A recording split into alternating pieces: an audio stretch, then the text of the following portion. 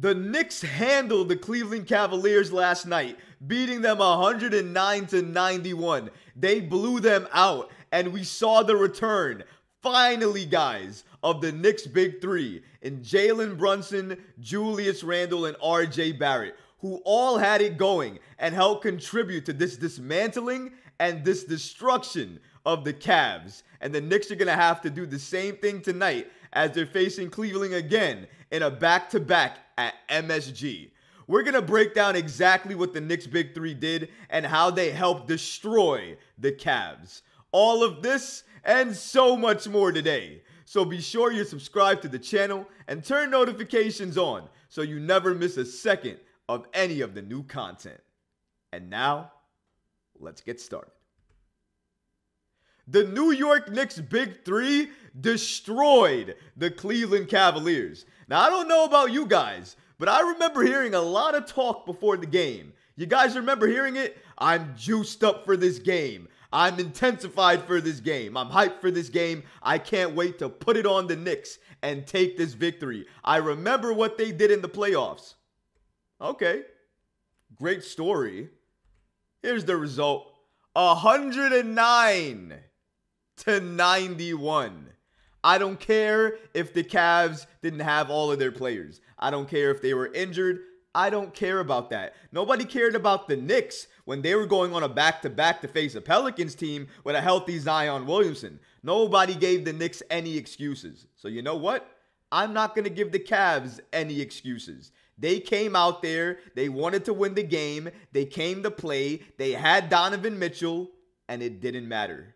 The Knicks came in there and put on a show, put on a performance, and blew these Cavs out. And they did it behind the Knicks' big three, who finally together, collectively, made an appearance in Julius Randle, RJ Barrett, and Jalen Brunson. Now, it wasn't perfect. There's room for improvement. But the fact that they all had it going at the same time is definitely encouraging. Julius Randle last night, as they took it to the Cavs, 19 points, 5 of 14 shooting. We obviously have to clean that up. 10 rebounds. So he put up a double-double. The shooting, like I said, he needs to get a little better at. But the fact that he's not shooting that many shots and he's deferring to other players like Jalen Brunson perhaps, that is encouraging. Jalen last night, 19 points, 7 of 16 shooting. He has to clean that up. Also had some turnovers as well. He has to clean that up too. But he was a plus 21 for the team. That's no shocker or surprise. Jalen Brunson being a positive impact for the Knicks when he's in there, you don't say. People have forgotten because Jalen Brunson has gotten off to a quote-unquote slow start for himself. But just because that's the case doesn't mean it erases or wipes away all the consistent play he's given us last year and during the playoffs. Brunson's going to be fine. Am I worried about him? No. And plus 21 for Brunson. Am I concerned? No. His shooting is going to get there. The one thing I was concerned about until last night was his mid-range shot because he wasn't doing it as much. He was relying on the three too much, and that's not Brunson's game. He'll break you down in the mid-range with his amazing footwork and get whatever he wants to get. And he did a lot more of that last night against the Cavs, did a lot more against that Cavs defense and what they gave him, and I thought he exploited them well. So I want to see that more tonight when they face the Cavs again at MSG. You know it's going to be loud, and I can't wait to hear that Garden crowd go nuts for our team and go crazy against that Cavs team. But we're missing somebody else. Somebody else is part of this equation that we're missing, and that's RJ Barrett, who again had another strong, consistent night. RJ Barrett last night in Cleveland, 16 points in 25 minutes, 5 of 13 shooting. Got to clean that up, but 3 of 5 from the three-point line. Now that is definitely encouraging. I got to say, RJ Barrett, more or less for the Knicks, has looked like their best player from game to game. He's been the most consistent, and he seems like the only Knick player that is playing his game more, going toward his game more, and knowing what works for him. He knows three-pointers are not going to be the thing that makes or breaks his game. He needs to make sure he makes them and shoots the one that he's comfortable with and that he's open on. And he's been doing that, but not rely on it too much. Rely on the things that work for him, which for him is being aggressive and taking it to the rack and taking contact and going to the line. And that's exactly what he's been doing. RJ Barrett has been encouraging to watch. Very, very good to watch. And if he keeps up this play for the New York Knicks, they are going to be one of the toughest teams to play each and every night in the league. Because who are you going to stop? If Brunson, if you can't stop him, and Randle, you can't stop him, then what? You're going to have to deal with RJ Barrett, what he can do, and all of that strength? I don't think you want to do that either. So they're going to be a problem. The Knicks took it to the Cavs. I don't care what you want to say. If you look at what the Cavs did for their previous games before they faced the Knicks, they weren't blowouts. Even though they were injured, they were competitive games, and they all cracked 100 points. Against the Knicks held them under 100 points, 91 points. Blew them out. They've never been blown out this season before. And made sure that Donovan Mitchell was held in check. The Knicks did that. And that's where they deserve that respect. Let's look at some of these team stats so we can see exactly what the Knicks did as a team against the Cavs as a team. So the Knicks shot better from the field at 44% to Cleveland's 39%. They shot way better than Cleveland from three, 38% for the New York Knicks, which isn't great. But when you take into account that the Cleveland Cavaliers shot 26%, it starts to paint that pretty picture for you.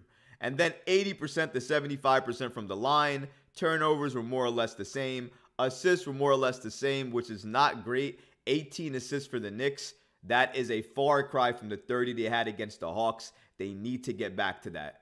Rebounds, the Knicks actually won that battle, but lost it on the offensive boards. Without a Jarrett Allen, that was a little bit surprising. Tristan Thompson definitely helped out in that regard. For the blocks, the Cavs got way more blocks, 6-1.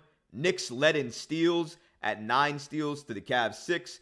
And the Cavs fouled a little bit more than the Knicks did at 19 fouls to 17. Shout out to Bleacher Report for providing this information and giving us these team stats and game breakdown. I think from what we can tell from this entire win that the Knicks had, it's a little bizarre. Because even though they won and they blew out the Cavs, they didn't do it in terms of the way I thought they would. I thought they would pass the ball more.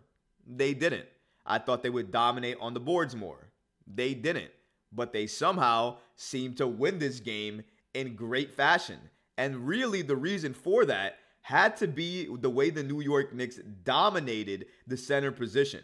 Because really, the Cleveland Cavaliers didn't have anybody to play center. Mobley couldn't do anything against Mitchell Robinson, could barely handle Isaiah Hartenstein, who I want to give a shout out to actually, because if you look at what he did in 23 minutes against the Cavs, 13 points, 5 of 10 shooting, 7 rebounds, 2 steals, 1 block. Isaiah Hartenstein, our second string big, did that to the Cavs. We didn't even really need Mitchell Robinson last night to be Mitch because Isaiah was torching them as well too. He was taking care of Mobley, making sure he was making it difficult on Mobley. So a lot of the times, Mitchell Robinson didn't even need to enter the game. He got a rest, he got a break, and he was able to get that rest to handle what the Cavs are going to throw the Knicks' way tonight. Because remember, we do got that back-to-back. But we have to give some respect to what the Knicks did. I don't care that the Cleveland Cavaliers were undermanned. I don't care about that because no other NBA team would have cared if it was the Knicks that were undermanned and didn't have enough players. Nobody would care because at the end of the day, it was going to be a win's a win and a loss is a loss. And if that's the case, we have to celebrate this. And the fact that the Knicks' big three were helping to contribute to this win, we have to take some pride into that. And we have to realize what we saw. We've never seen the big three, even though they've never done it officially. And I still want them to do it officially. They still need to work on that. But still, to see them all cooking at the same time, I've never seen that before as a Knicks fan. I've never seen Brunson, Randle, and Barrett all playing at a great degree, at a high level together and helping win, helping the Knicks destroy another team. That's what was so pretty about what the Knicks were doing. While I didn't like the fact that the Knicks had an 18-assist team game, and I wish they passed the ball more, I thought what the Big Three did was encouraging. It helped me understand that they can play together, and not only that, they are willing to play together and play off of each other. And that's what I was worried about heading into this season. But after last night's game, I'm not so worried about it anymore. Now, I want to see that continue each and every night, game in and game out. And tonight against the Cavs, it's going to be a test for the Knicks because they just punched the Cavs in the face. So now the Cavs are going to put their Timbs on, and they're coming to New York to look to stomp out the Knicks. The only thing is, the Knicks better have and better be completely locked in and focused coming into tonight's game because the Cavs have revenge on their mind, and they're going to try to cash in on that. But the Knicks have to be ready and willing to take that first punch because you know the Cavs are going to come out swinging in that first quarter. I think the Knicks will withstand the barrage of punches that the Cleveland Cavaliers give them in that first quarter.